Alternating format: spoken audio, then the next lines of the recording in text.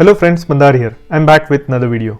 Today let's talk about the policy updates that came on the USCIS website on June 9th. They have to do with RFEs and NOIDs. They also have to do with expediting your case in certain circumstances, and also the final one is very important, which is related to adjustment of status, EADs. So let's look at all these notices and I'll go into the details of the text as well as I'll give you some examples where they apply. So if you are interested in this topic, watch this video until the end and let's get started. If you are here for the first time, welcome. My name is Mandar and I make immigration related videos for US and Canada. I'm not an immigration lawyer, so anything that I say on this video or on my channel is for information purpose only and for your specific immigration needs. And before taking any specific actions on your case, you should hire a competent immigration lawyer. Now on June 9th, USCIS published 3 memos at the same time. These memos are specifically designed for case processings and ease of operations for USCIS. It also gives a lot of advantages for people who have their files pending in different visa categories. They are not specific to any visa categories, but they are across the board. They are also have to do with adjustment of status, and in certain cases where the last administration had proposed to only issue notice of action for denial instead of RFEs. So let's look at them one by one, and I'll take you to the USCIS website where these 3 policy alerts are published. So let's look at them. Now here is the USCIS website and here is the link to the policy manual web page. And as you can see, if you come a little bit down, there are 3 recent updates, and these are all 3 policy alerts published on June 9th of 2021, so which is just few days back. So you must have seen some other videos already telling you about these. This is from my perspective what I would like to tell you and give you some examples on what these means for who. So let's look at the first one. So I'm just going to open the first link. Now this is the first policy alert, June 9th. So now this has specifically to do with request for evidence and notice of intent to deny. So now remember, request for evidence has been in place for a long time, so it's nothing new. What had changed during the last administration was that they were issuing these RFEs left and right, and in some cases there was a policy that came in towards the end of last year that they could directly give you notice of intent to deny. Basically, instead of giving you an RFE, they would just outright send you a notice of intent to deny, which means they are ready to deny your case. This was really unfair for people who had made slight mistakes in their applications, so they were not major mistakes. Say for instance, you have a certificate or you have some document that is missing on your file, which should not really happen if you are going through a lawyer, but if it does happen, what they were saying was, instead of issuing you an RFE, which is a chance to submit that missing document, we'll just directly outright tell you that we are already processing your denial of the case, which was very, very unfair for everybody. Now, notice of intent to deny is specifically reserved for cases where they have absolutely hard evidence that your case might not go through, or if it has some strong deficiency. In that case, it makes sense for notice of intent to deny. But in all other cases, they should give you an opportunity to fix your case if it was just a documentary evidence or something like that. So what it says is, if it goes into the details when this law came into effect about the RFEs and such.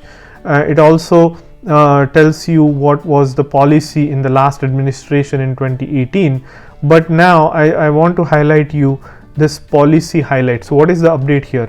Explains that an officer should generally issue an RFE or NOID if the officer determines there is a possibility the benefit requester can overcome a finding of ineligibility for the benefit sought by submitting additional evidence. Basically, they are saying that give the applicant a chance to submit the missing document by issuing an RFE and don't just issue a NOID.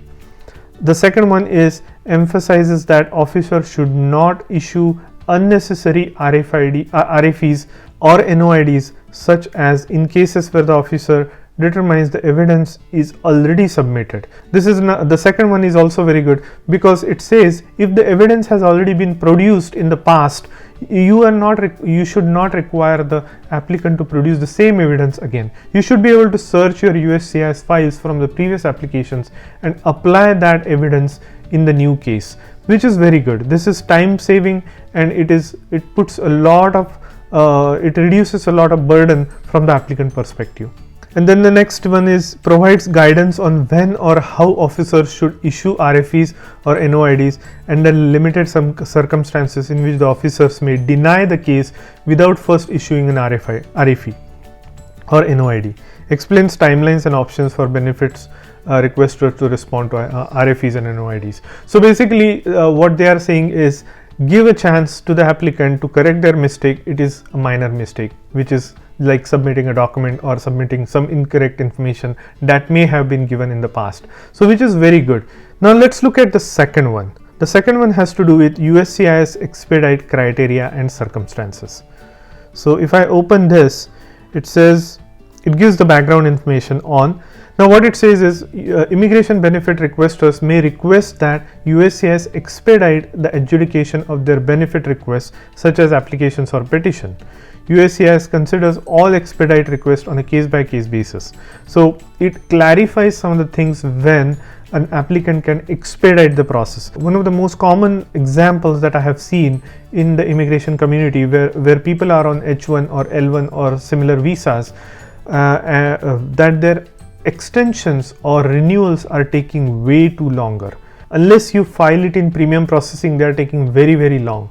In those cases, what happens is their important documents such as their real ID or their driver's license is connected to their visa validity. So in many states, they don't look at your pending application. They want to see your approval notice and the dates on them to issue you a driver's license. So this can be a troubling scenario for a lot of people who are working on their job and who need that vehicle to be driven and who need that license so that they can perform their job. In those cases, if they don't get their extension or their transfers or whatever in time, this risk losing their license and eventually losing their job.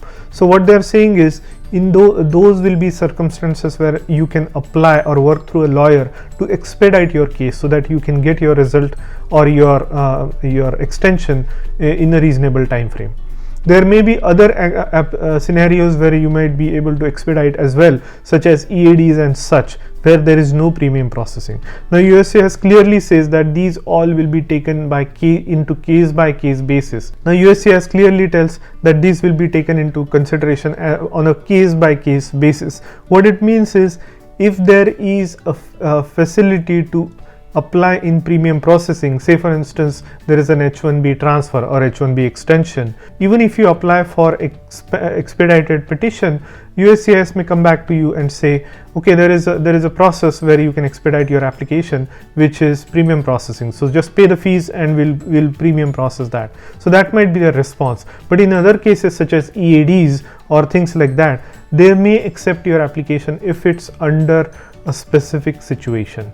Basically, the policy clarifies criteria and circumstances under which USCIS will generally consider expedite request, restores the ability for non-profit organization and determined by the IRS whose request is furtherance of the culture and social interest in the United States. And then it goes on to say, even when the premium processing is available for that benefit.